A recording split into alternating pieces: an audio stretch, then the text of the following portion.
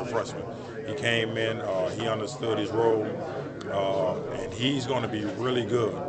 We got Keziah Holmes who came, and also people tend to forget about Campbell, about CJ. He's done a really good job, and I'm really proud of him. Speaking on that, you mentioned Rodney Hill. You guys get, a potential chance for him to get one more game in the bowl game. How big is that for him? To get him in a game like that potentially. The very first thing he said, that was a blessing. To have him not only getting able to get these extra practices in, but getting really prepared for a game. And I'm looking forward to him playing in this game, getting the opportunities, and he deserves it. He's been working really hard, putting his body in shape. So, that's a blessing for us to get him back and able to play at least one more game. How different can you even describe it is recruiting right now versus what it was 3 years ago with what you guys are building on the field and showing kids? I think it's extremely different. It's speed up.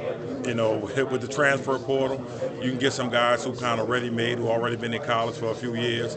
The high school kids, you have to really be selective and understand you can't miss with that evaluation. And you have to get kids in who are going to come in and fit and actually be mentally tough enough to understand what they're about to go through. So that's the biggest thing, that with the transfer portal, everything is speeding up.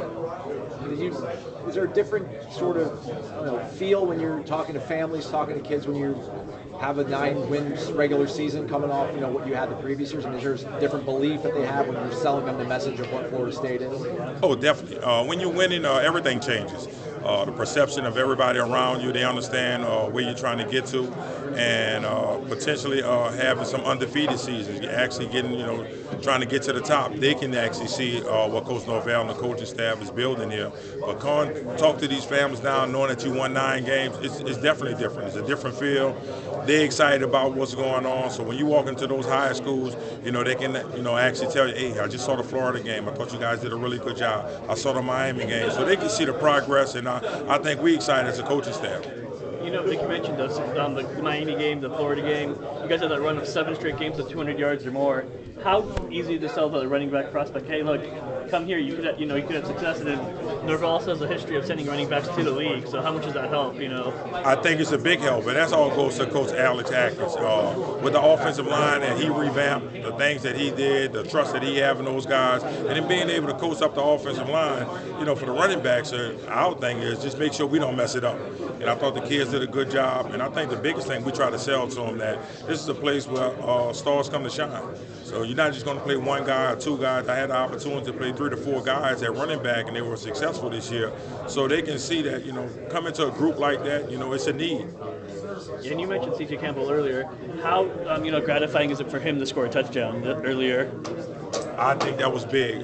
First, we thought he was going to be out the entire season, but his mindset was he was definitely going to be back. And he worked extremely hard with the training staff, with Slick and the rest of those guys, and he was able to come back. And not just come back, but come back strong and actually score a touchdown and actually kind of contribute.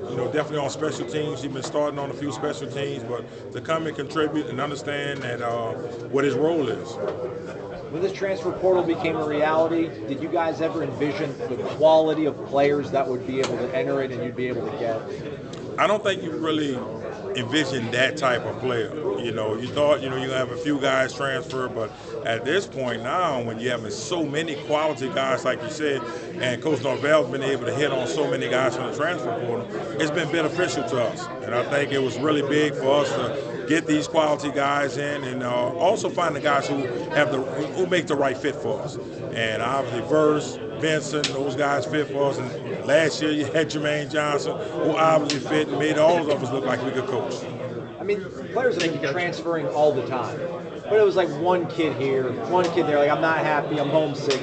But now it's like legit dudes. It's crazy to think about. Because right now they know they have options. When young people and really good athletes know they have options, they have to make sure it's a good fit once they go to those schools. And they realize maybe it wasn't a good fit.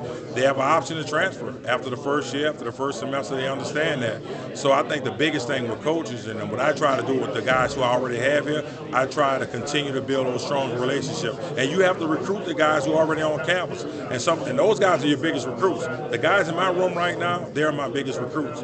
I have to continue to invest in them, continue to pour into them, and make sure they understand that they fit what we're trying to do.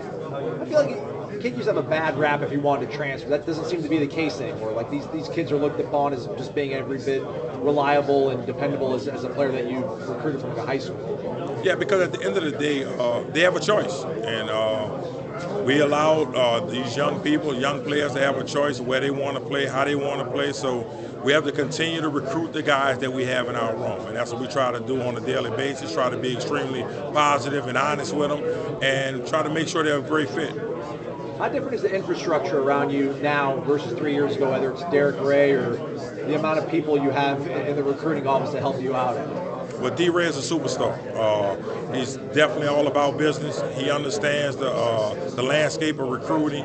So he's been, major for us. So I think just having so many people to help you with the evaluation process, I just think that's big. You know, you try not to miss on guys, and obviously you're not going to hit on everybody, but to have so many people kind of, make sure they dot the I's and cross the T's, I think that's been a real help for us.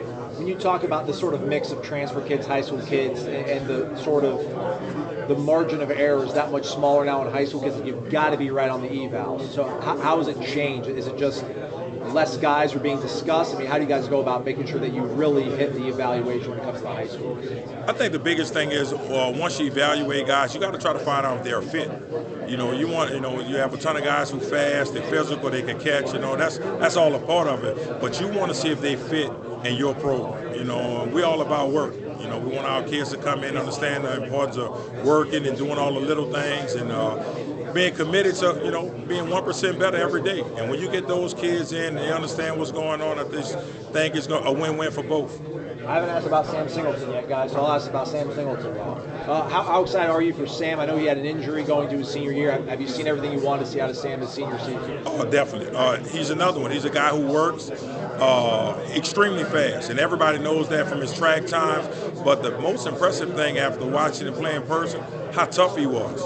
And this kid doesn't show a lot of emotion and different things like that. He's extremely quiet, but he fits us. And I think he's just going to be a great addition to that room. He's going to come in and push the guys that we have. And I tell the guys in our room all the time, we are here to recruit guys better than the guys that we have. That's the only way we're going to get better. And the guys in my room understand that. But they also going to be able to help Sam out once he come in. I told Rodney Hill he's responsible for Sam because he was previously the freshman in the room, and LT helped him out this year. So now it's his turn to help Sam when he comes. How do you keep 6 scholarship running backs happy in the year 2022?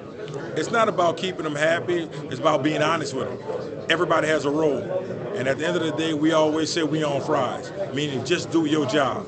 Nothing else matters. I don't care what they're doing with shakes and hamburgers. That have nothing to do with us. We on fries. 3.5 minutes. You want salt or no salt? Just do your job and play your role.